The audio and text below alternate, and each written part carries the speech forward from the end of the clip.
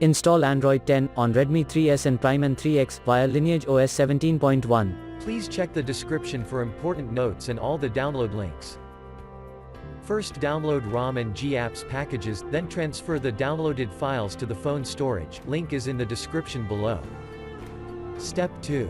Boot your device into TWRP recovery.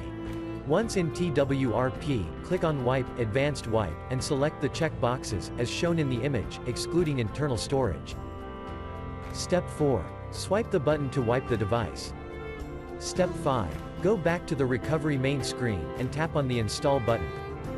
Step 6. Navigate to the storage, and select the ROM zip file. Step 7.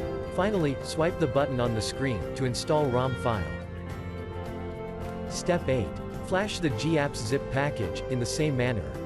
Step 9. After GApps flashing completes, select Wipe Cache and Dalvik from bottom left side of screen, and swipe to wipe. Step 10. When the flashing process is complete, hit Reboot System. That's it, you have successfully installed the ROM on your device.